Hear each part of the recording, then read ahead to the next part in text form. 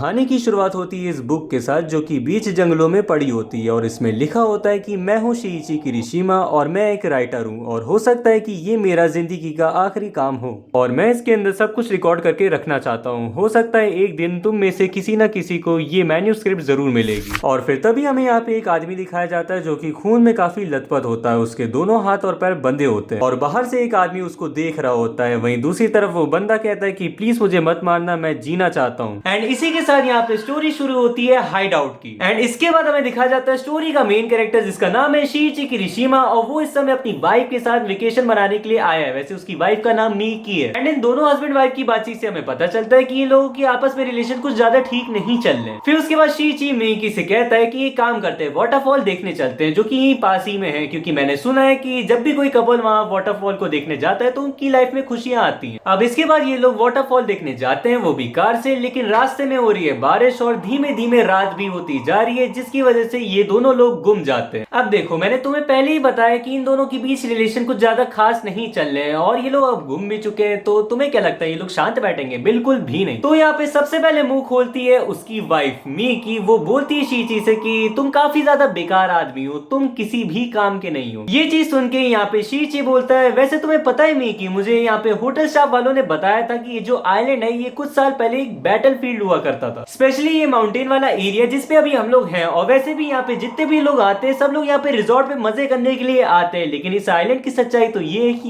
ये पूरा आइलैंड हजारों सोल्जरों के खून से भरा हुआ है। तो फिर ये सुन के मीकी बोलती है अच्छा अच्छा मैं समझ रही हूँ, ये जो वाटरफॉल देखने की जो तुम बात कर रहे थे ये बल्कि एक बहाना था, तुम्हें तो बस अपनी नोवेल के लिए एक नया आइडिया चाहिए था और इसीलिए शायद तुम यहाँ पे आए हो, नहीं तो मुझे लग रहा था कि शायद तुम्हें सच में मेरे साथ एक नई शुरुआत करनी है। तो यहाँ पे ये सारी बातें सुन के शीइची बोलता है कि मैंने बहुत मेहनत करी थी ताकि मैं तुम्हारे लिए सब कुछ कर सकूं, लेकिन यहाँ पे उसकी वाइफ मीकी बोलती है कि शायद तुम भूल रहे हो तुम्हारी घटिया नॉवल की वजह से हमारा बेटा मर चुका है। अब यहाँ पे ये बात सुन के शीइची को काफी ज्यादा गुस्सा आता है, लेकिन वो जैसे तैसे अपने आप को कंट्रोल कर लेता है। अब इसके बाद यहाँ पे शीइची अपनी गाड़ी को रोकता है और मीकी से झूठ बोलता है कि उसकी गाड़ी का पेट्रोल खत्म हो गया है। फिर उसके बाद वो उससे कहता है कि यहीं पास ही में एक घर है 1 किलोमीटर दूरी पे, वहां पे वो जाएंगे और हेल्प ले लेंगे। लेकिन यहाँ पे घर ढूंढने जाने से पहले यहाँ पे शीइची अपनी गाड़ी की डिक्की खोलता है और उसमें से पाना निकाल लेता है और उसके बाद तो तुम समझ ही रहे हो कि ये स्टोरी जा कहाँ रही है। खैर यहाँ पे काफी देर चलने के बाद यहाँ पे मीकी शीइची से पूछती कि भाई 1 किलोमीटर कब का हो चुका है, मुझको क्या बेवकूफ समझ रहे हो, अब कहाँ है वो घर? अब इसके बाद यहाँ पे शीइची वापस पलट के मीकी की तरफ देखता है और उसके ऊपर सीधा अटैक कर देता है पाना से और उसके बाद वहां पे मीकी बच तो जाती है, लेकिन यहाँ पे शीइची बोलता है कि क्या कहा तुमने, मेरी वजह से बेटा मरा है,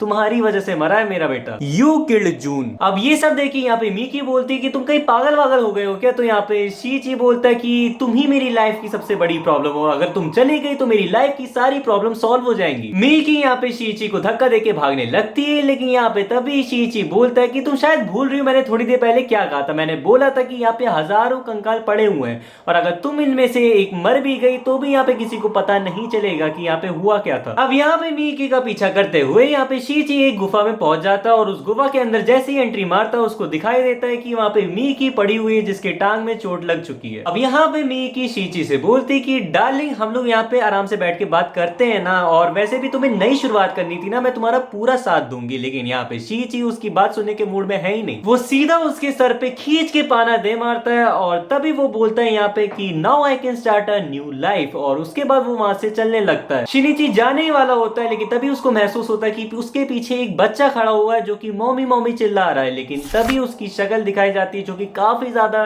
डरावनी है। फिर शीइची उस बच्चे को देखने के लिए उस पे टॉर्च भी मारता है, लेकिन तब तक वो बच्चा वहां से गायब हो जाता है। लेकिन तभी वहां पे शीइची के मन में आता है कि शायद वो हेलुसिनेट कर रहा है और तभी वहां से वो चल पड़ता है। अब इसके बाद यहाँ से सीन शिफ्ट होता है और हमें दिखाया जाता है शीइची का एक फ्लैशबैक जहाँ पे वो इस समय हॉस्पिटल में था और उस समय उसका बच्चा भी पैदा हुआ था। खैर अब हम लोग आते हैं अपने प्रेजेंट टाइम के अंदर जहाँ पे शीइची बाहर जाने का रास्ता ढूंढता है, लेकिन उसको वो रास्ता नहीं मिलता है। लेकिन तभी वो अचानक से गिर जाता है और वो देखता है कि किसी का यहाँ पे जूता पड़ा हुआ है और वो उस जूते को देख के ये कहता है कि यार ये मीकी का तो नहीं है, और तभी पीछे से एक शख्स उसके ऊपर हमला कर देता है। वहीं दूसरी तरफ वो बच्चा जिसको हम लोगों ने थोड़ी देर पहले देखा था वो मीकी को बांध के ले जाता है। वहीं दूसरी तरफ शीइची उस हमले से तो बच जाता है, लेकिन उस आदमी को देखने के बाद वहां से वो भाग जाता है। अब उसको वहां पे जमीन पे स्टील का एक गेट मिलता है जिसमें नीचे जाने का रास्ता भी होता है, लेकिन वो उसमें जाने से पहले उसका पैर वहां पे फिसल जाता है और वो सीधा उसमें नीचे जाके गिर जाता है। इसके बाद हमें शीइची का एक और फ्लैशबैक दिखाया जाता है जहां पे उसकी नोवेल नॉवेल्स नहीं चल रही थी, जिसकी वजह से वो काफी ज्यादा परेशान था और ना ही कोई पब्लिशर उसकी नॉवेल्स ले रहा था। साथ में उसके थोड़ा पैसों की प्रॉब्लम भी चल रही थी, प्लस उसकी वाइफ भी काफी महंगी महंगी चीजें खरीद रही थी। वैसे तो उसकी वाइफ को पता नहीं था कि यहाँ पे शीची को कोई काम मिल नहीं रहा है, उसको कोई काम दे नहीं रहा है। तो यहाँ पे शीची ने सोचा कि उसकी वाइफ को अभी वो नहीं बताएगा, सब कुछ वो अकेले हैंडल करेगा। अब वापस आते हैं हम लोग अपने प्रेजेंट टाइम के अंदर, जहाँ पे शीची वही जमीन पे पड़ा हुआ था और वो वहां पे उठ के देखता है कि कई सारे कमरे हैं उसके आसपास और हर एक कमरे के अंदर एक कंकाल पड़ा हुआ है। तभी उसको वहां पे किसी चीज की आवाज आ रही होती है और वहां पे जाके वो चेक करता है। उसको पता चलता है कि वहां पे एक लड़की बंधी हुई है, वो भी जिंदा। और वहां पे वो लड़की शीची से बोलती कि यहाँ पे 8 आदमी थे और 8 के 8 मर चुके हैं और शायद अब तुम भी मरने वाले हो। अब ये सारी बातें सुन के यहाँ पे शीची सोच रहा है कि ये क्या बोल रही, मुझे कुछ समझ नहीं आ रहा है। तभी उसके पीछे से वही बुड्ढा उस पर अटैक कर देता और उसको घसीट के उसको बांध के रख देता है, वो भी नंगा। और यहाँ पे शीची अकेला नहीं है जो कि ऐसे बंधा हुआ है, उसके ठीक कमरे के बगल में एक और आदमी है जो कि बंधा हुआ है और वो भी काफी टाइम से, और वो भीख मांग रहा होता है उस बुड्ढे से कि भाई मुझको मार दो, मैं अब यहाँ पे नहीं रहना चाहता, मुझे नहीं जीना है। खैर हम लोग वापस से शीची के पास में जाते हैं, जहाँ पे उसकी हालत और भी ज्यादा खराब हो चुकी है क्योंकि अब कोई भी एडिटर उसकी नॉवल नहीं ले रहा है। वहीं दूसरी तरफ उसकी वाइफ उसके बैंक का सारा पैसा खाए जा रही थी और शीची हर जगह जाके भीख मांग रहा था काम के लिए कि उसको कोई भी छोटा सा ही काम कम से कम मिल जाए। अब हम लोग आते हैं अपने प्रेजेंट टाइम के अंदर, जहाँ पे शीची को हर दिन चीखें सुनाई देती थी अपने बगल वाले कमरे में जो आदमी बैठा था